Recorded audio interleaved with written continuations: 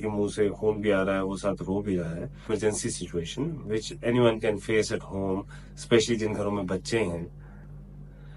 This can be a very emotionally disturbing and distressing situation. Accidental injuries to the face and teeth. Patient की जो early management है, वो जितनी बेहतर अंदाज से की जाए, उसका जो outcome है of that treatment, that would be better.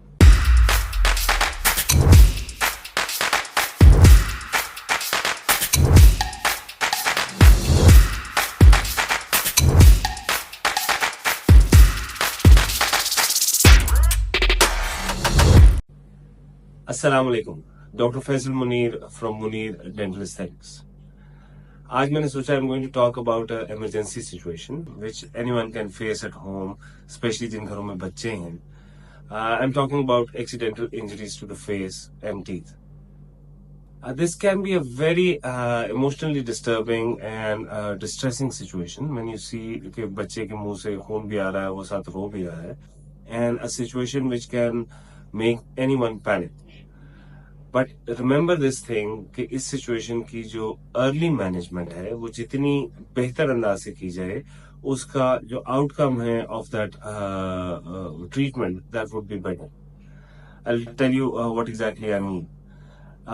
First of all, इसमें यह है कि आपने घबराना नहीं है. The second thing which you should know that सबसे पहले we have to make sure that we can control the bleeding. If जो बच्चा है, if he had a fall or whatever accident जो उसको हुआ है, if that is inside the home, तो फिर तो it is more of a clean environment जिसकी हम बात कर रहे हैं. But if he has a fall outside in the lawn or in a ground, so that would be a different situation. But in both cases, the first thing which we would like to do is कि हम सबसे पहले उसको एक दो दफा rinse कराएं, but forcefully rinse नहीं, just keeping making sure that वो अपने मुंह में थोड़ा सा पानी लेके जाए and just take it out. This would basically clean the area up enough जितना हमें उसकी जरूरत है. Then we have to make sure that we can stop that bleeding.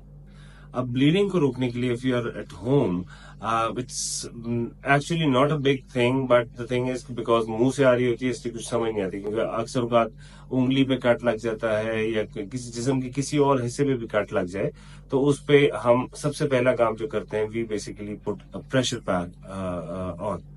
अब मुंह के अंदर से भी जब ब्लीडिंग हो रही है, तो हमें भी उस जगह पे प्रेशर पैक रखना है. What can we use? We can use sterile gauze अगर अवेलेबल है, कॉटन रोल भी है, but make sure that you damp it in either mouth wash और some clean water and place it right at the spot जहां से bleeding हो रही है.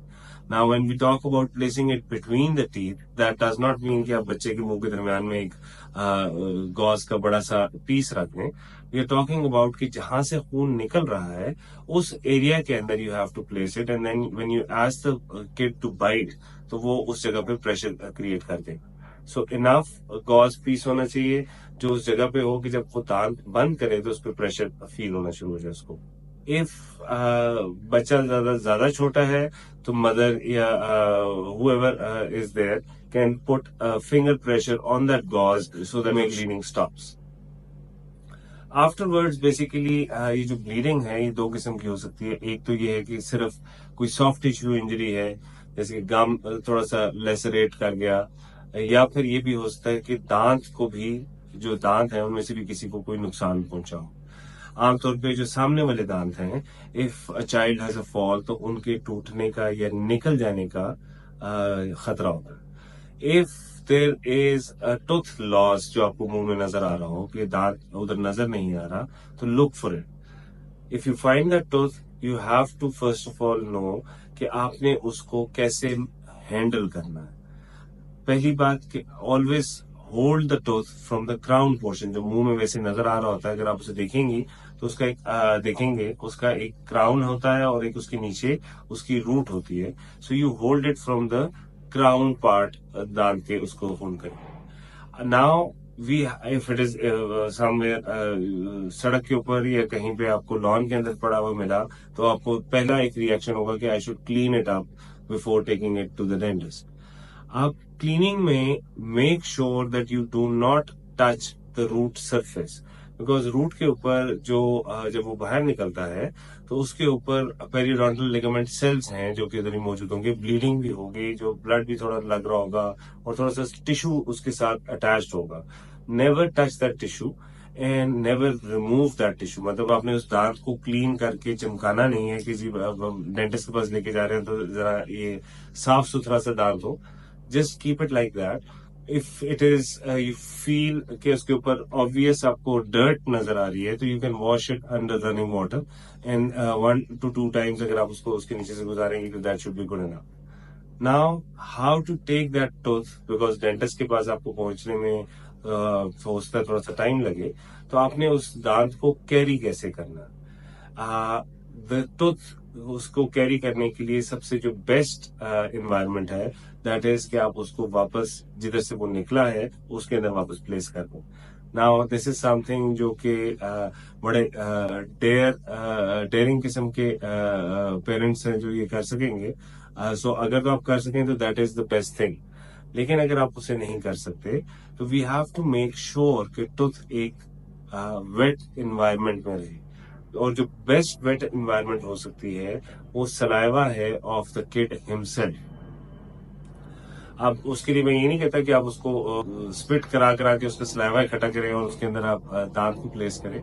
What you can do is place, what we recommend is actually कि आप उस दांत को उसकी चीक के अंदर वाली साइड पे just place it in. But if you have a fear of this thing, या बच्चा is apprehensive that he does not want to keep it, तो हम इस चीज के लिए मदर का सलाइवा भी यूज कर सकते हैं.